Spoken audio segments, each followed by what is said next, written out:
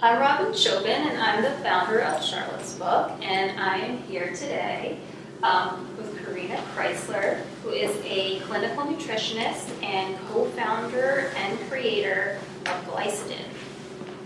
We are going to talk about all the buzzword ingredients in the beauty supplement world. I'm really super excited to get into this with Corina because it's something that I struggle with all the time and I'm constantly confused about.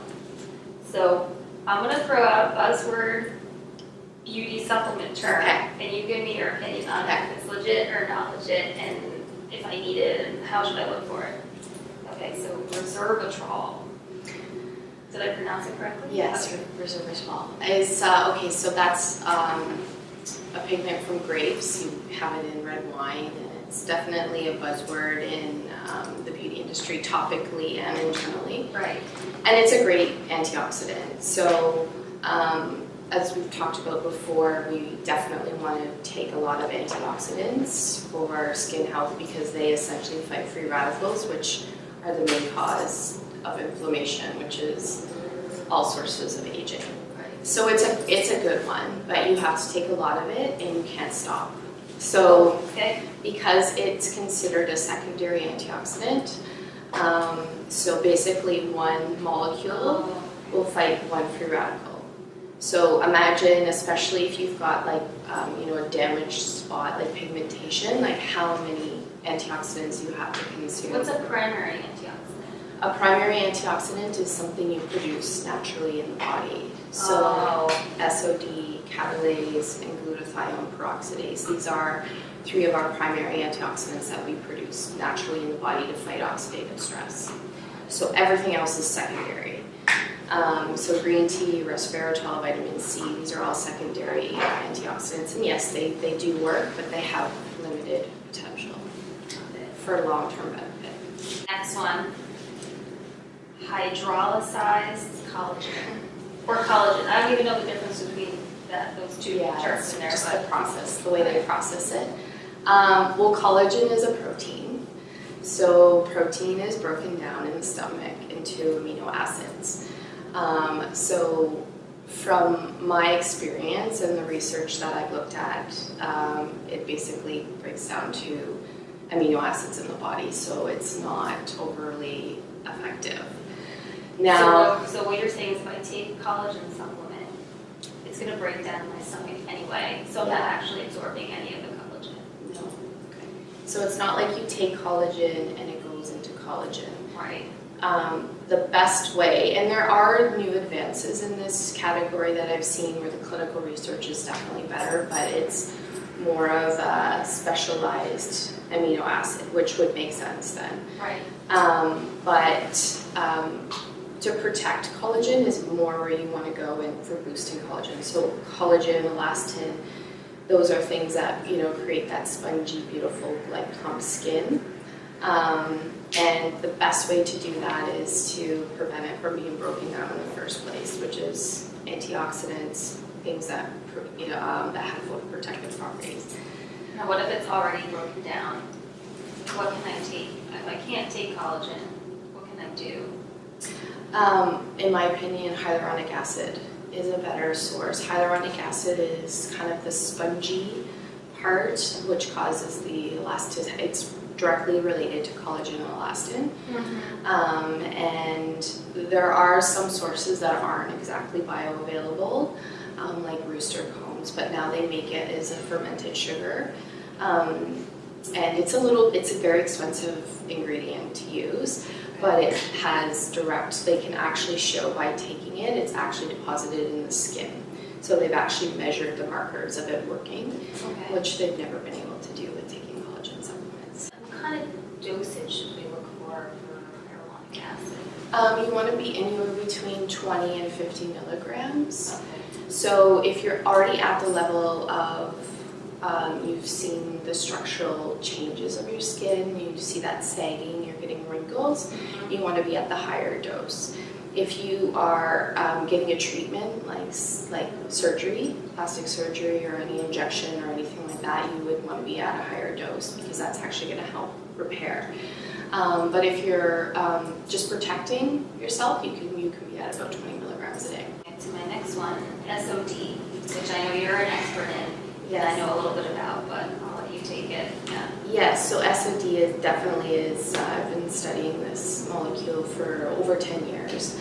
Actually did the clinical file for Health Canada, just how I got involved.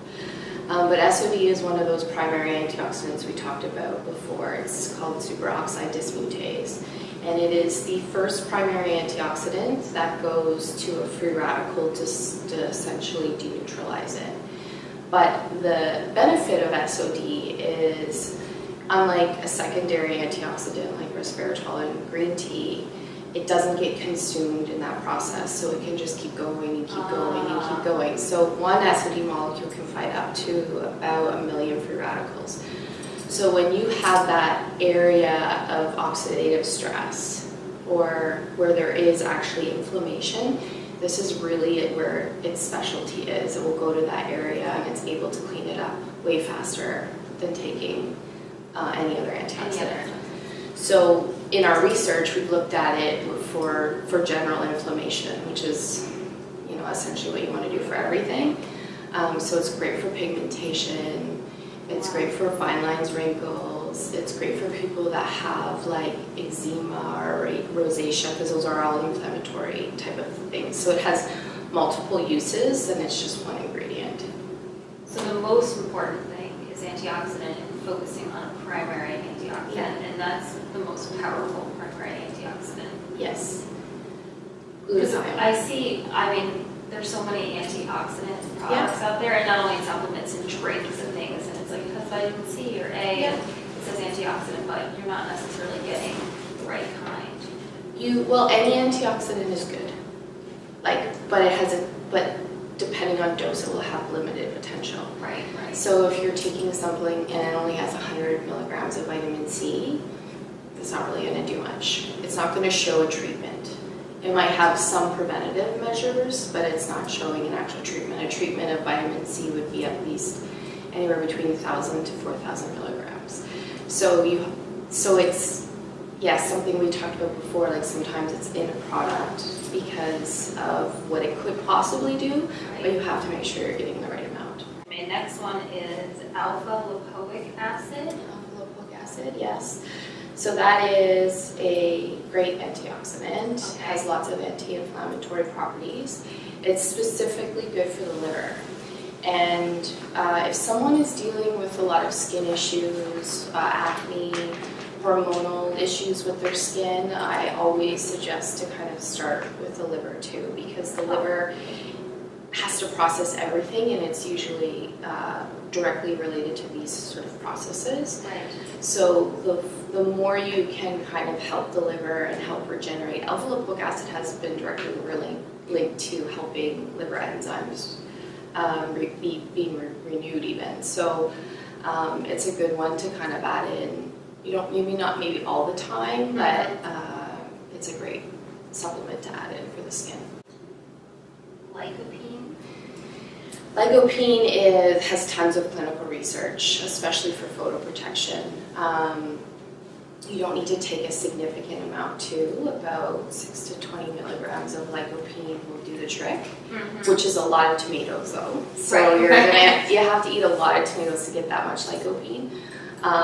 But it's directly related to helping fight UV rays from actually causing the inflammatory process. Right. So with nutracosmetics, with anything for photoprotection, it doesn't act the same as actually like a sunblock where it's actually blocking. It is increasing your ability to fight the UV rays when it actually penetrates the skin. So we never say a nutracosmetic for photoprotection replaces your topical sunscreen. It's just another layer to help with that. But it can also help fight existing sun damage. 100%. Which is like when you're putting on sunscreen, that's not really helping. But no.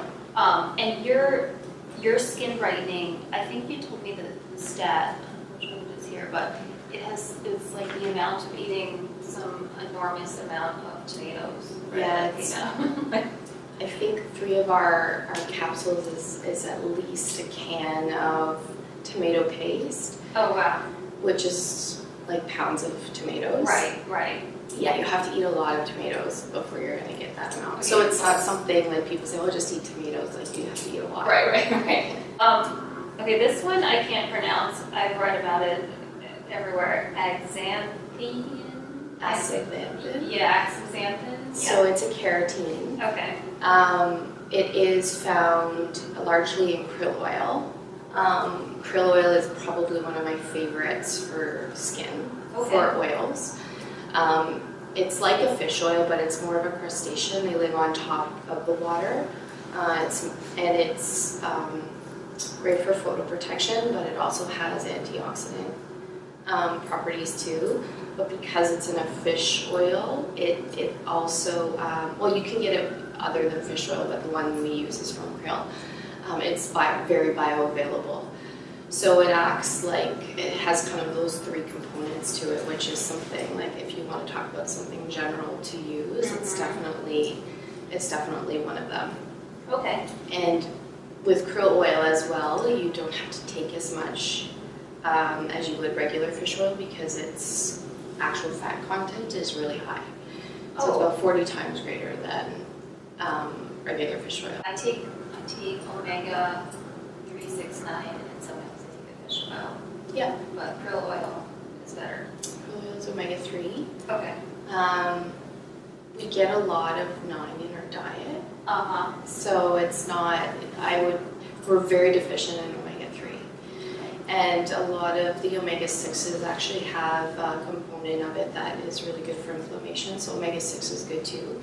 But 9 we get a lot in our diet. It's like olive oil and stuff that we consume all the time. So thinking through all these sort of ingredients and buzzwords, what would be the key things that I would look for in an anti-aging nutracosmetic? So SOD. Yes, SOD has tons of clinical research, and it will be used by physicians too. They've been studying it forever. With SOD, it is an enzyme, so you want to look. GliSODin is the only SOD that's actually bioavailable in the body. There's a patented process that helps protect it. So SOD is definitely one.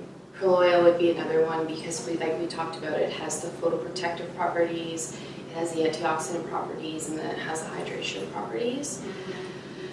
Someone dealing with acne or a hormonal issue with the skin, alpha-lipoic acid is a great one. Alpha-lipoic acid should be expensive.